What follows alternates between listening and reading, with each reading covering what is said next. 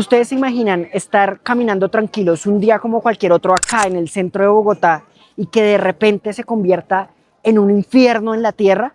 Pues eso pasó aquí, en el Palacio de Justicia. El 6 y 7 de noviembre del 85 pasó acá en Bogotá algo llamado la toma del Palacio de Justicia. Y es que unos integrantes de la guerrilla del M-19 se toman este edificio, el Palacio de Justicia. Ya les voy a contar por qué, pero es algo muy turbio teniendo en cuenta que era un día normal, un día tradicional como cualquier otro. En este momento estamos en la Casa del Florero, queda junto al Palacio de Justicia. Hace unos años fue una casa normal, pero hoy es un museo que conmemora la historia del Palacio de Justicia. Vamos a ver un poco más de la historia y lo que pasó ese fatídico día acá en Bogotá. Cuando dije que era una casa normal, evidentemente hacía referencia a que no funcionaba nada público acá. Sin embargo, esta casa tiene mucha historia porque acá fue donde se desarrolló la historia independentista de nuestro país, la famosa Casa del Florero, el Florero de Llorente. Pero para fines de la temática del video, no vamos a hablar de eso hoy, sino de lo que pasó en esta casa en ese año 1985 durante la toma del Palacio de Justicia. ¿Por qué esta casa es tan importante cuando hablamos del Palacio o de la toma del Palacio de Justicia? En esta casa funcionó un cuartel general improvisado por parte del ejército mientras hacían la retoma del Palacio de Justicia. Acá se dirigían las operaciones que hacían allá adentro. También las personas que eran rescatadas del palacio eran traídas acá para ser interrogadas, pues no se sabía si podían ser guerrilleros intentando salir sin tener repercusiones después al verse acorralados o personas realmente del común. Así que eran traídos acá e interrogados. El problema es que las interrogaciones que hacían acá eran por la fuerza. Se ejercieron torturas, incluso muchas personas que entraron nunca más salieron y hoy están desaparecidas. Es que en los 80 cualquiera podía ser un guerrillero. Si estudiabas en una universidad pública ya era un indicio, el no tener familia, no tener esposa o incluso un teléfono en tu casa. ¿Ustedes se imaginan la cantidad de personas que pudieron entrar acá como un día normal y nunca salir solo por una sospecha inútil de parte del ejército? Desde este balcón se planearon los ataques militares hacia el Palacio de Justicia, ya que se tenía una vista completa del lugar.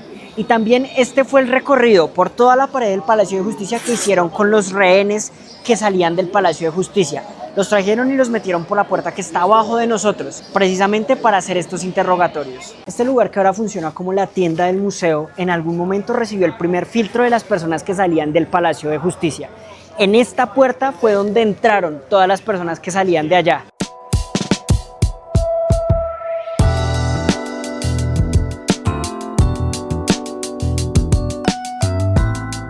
¿Por qué los guerrilleros decidieron tomarse el Palacio de Justicia? Verán, en el año 85 había una guerra continua con grupos insurgentes y guerrilleros, entre ellos el M-19.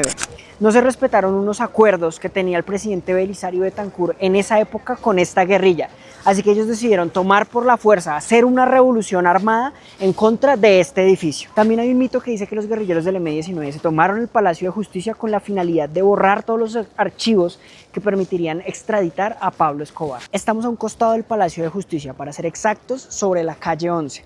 En este lugar fue donde inició la toma del Palacio de Justicia.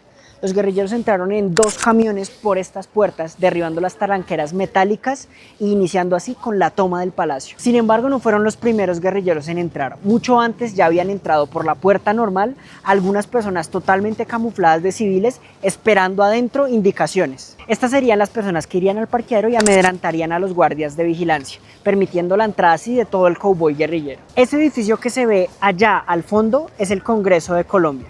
Y en este lugar actualmente quedan unos bancos. Y este espacio es muy importante porque sería donde se instaurarían los primeros francotiradores mirando hacia el Palacio de Justicia. Pero obviamente lo primero que hizo el ejército fue acordonar toda la zona. Rodearon absolutamente todo y nadie podía entrar. Establecieron diferentes puntos de control para tener visión total de lo que pasaba dentro del Palacio de Justicia. Estaban totalmente rodeados. Esto se convirtió en un lugar casi impenetrable, excepto por una persona. Y es que en este lugar había un sujeto alimentando las famosísimas palomas de acá de Bogotá. Mientras alrededor todo era caos, disparos, fuego, acá estaba ese sujeto como si nada, dándole de comer a los animales. La teoría que tiene más fundamentos es que esta persona era un infiltrado de civil por parte del ejército, ya que se acercaba lo suficiente para saber qué podía estar pasando allá adentro sin necesidad de que abrieran fuego contra él. Pero absolutamente todo el mundo lo ignoró, solo una cámara logró captarlo en medio de todo este caos. Desde esta esquina, por la calle 10 del Palacio de Justicia, fue donde entraron los tanques Cascabel y Urutú.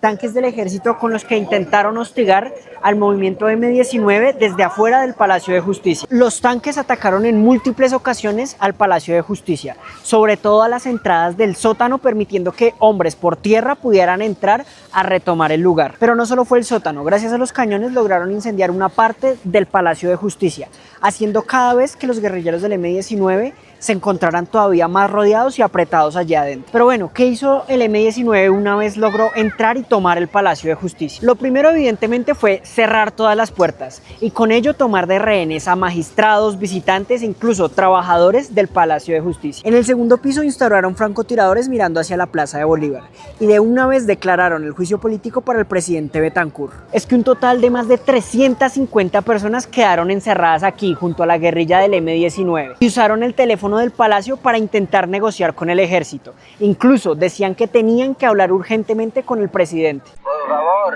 que nos ayuden, que cese el fuego, la situación es dramática. Estamos aquí rodeados de personal del M-19. Presidente, doctor Alfonso Reyes Echandía, cuéntenos, pero ¿qué hay que hacer? Pues que el presidente de la República dé finalmente la orden de que cese el fuego. Inmediatamente. Un momento, por favor, un momento. Oiga, es increíble, habla Alfonso Yaqui, el segundo al mando de este operativo. El presidente de la República no le ha pasado al teléfono al presidente de la Corte y se va a morir porque el presidente de la República ni siquiera con su poder jurisdiccional. Es increíble que el M-19 no siquiera el que se ha tomado el Palacio de Justicia, se lo tomó los tanques del ejército. Es lo increíble, el ejército libró con sus tanques y es que están sonando los tiros. Cuando entran en este piso nos morimos todos, sépalo.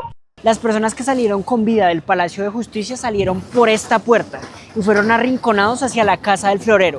Muchos de ellos desaparecieron, como les dije anteriormente. Según los datos de la JEP, unas 100 personas entre soldados, guerrilleros y personas civiles perdieron la vida en este atentado. Muchas teorías dicen que la gente que desapareció fue gracias al ejército, porque salieron con vida. Incluso en grabaciones se puede ver cómo entran a la Casa del Florero y nunca más aparecieron. El atentado tuvo una duración de 28 horas hasta que se logra hacer la retoma por parte del ejército. Parce, y es que es algo muy turbio lo que sucede acá, porque como les dije en la intro del video, imagínense un día como cualquiera, en el que ustedes salen al centro a hacer su septimazo, a darse una vuelta, a hacer incluso una vuelta en algún banco, cuando de repente empiezan a sonar balas y estallidos por todas partes. Eso fue lo que pasó acá y alteraron por completo la seguridad de acá, del centro.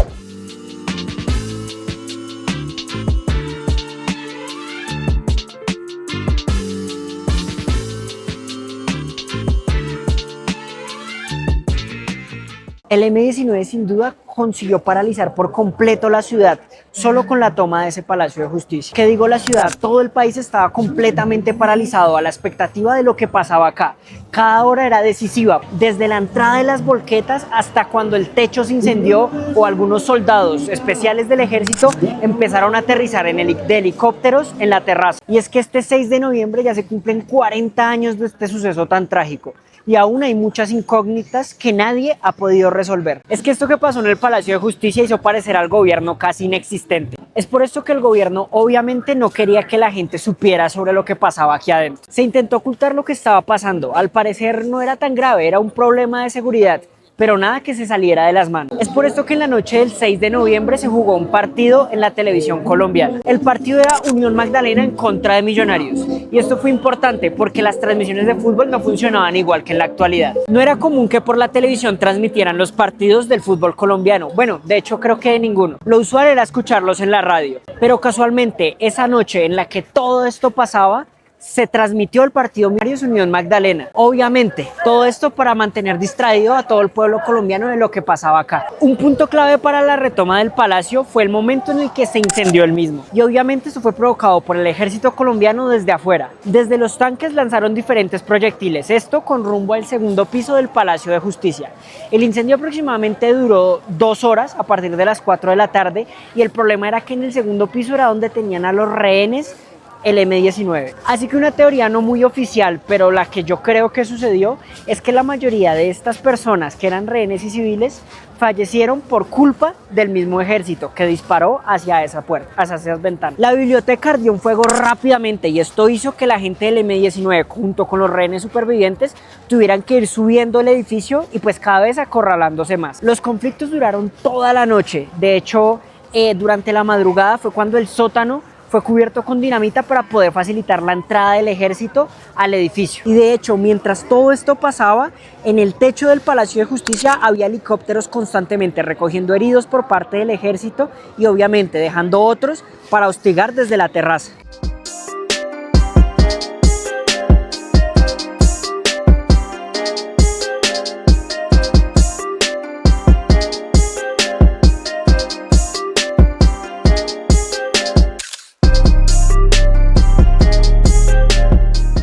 Pero bueno, ¿cuándo se acabó toda esta odisea? Más o menos al mediodía, 2 comandantes del M-19, los que dirigían la operación, perdieron la vida. Y fue casi que la muestra total de que la retoma había sido un éxito. Como ya les dije, muchos de los sobrevivientes fueron trasladados a la Casa del Florero, mientras otros al cantón norte del ejército colombiano. Y es que sí, el ejército evidentemente fue el héroe de esta retoma. Sin embargo, el ejército también es responsable de muchas de las cosas malas que pasaron ese día, porque de una forma violenta hizo esa retoma, no le importó los civiles que había allá adentro. Además, tuvo muchas inconsistencias, lo que provocó que al día de hoy, con las investigaciones de la JEP, se haya declarado este espacio como un espacio en el que el ejército tuvo un papel también de villano. Bueno, ahora hay una duda que muchos colombianos pueden tener. ¿Qué estaba haciendo el presidente Gustavo Petro, el actual presidente de Colombia en esa época? Pues porque, como muchos saben, él fue integrante de este grupo guerrillero alguna vez. Él fue concejal de Zipaquirá para esa época. Además, estuvo preso entre el 85 y el 87 debido a su proceso de desmovilización. También, cuando el M-19 entra al edificio, entran gritando que viva el M-19. Y en el segundo piso del edificio ponen una bandera que representaba su causa. Intentaron en varias ocasiones comunicarse con el presidente Belisario Betancur. A través de una cadena de radio enviaron su mensaje, exigiéndole que se reportara por sus crímenes cometidos contra la paz. Esta comunicación evidentemente nunca fue posible y el presidente dejó la negociación en manos de los militares. En pocas palabras, que brinde la violencia. Al otro día, a las 4 de la tarde aproximadamente, se da por terminada la toma del Palacio de Justicia con un comunicado del presidente. Y las palabras principales del presidente en este comunicado era que el gobierno jamás iba a rendirse ante los violentos. Como les dije, hubieron muchas víctimas fatales, pero también desaparecidos.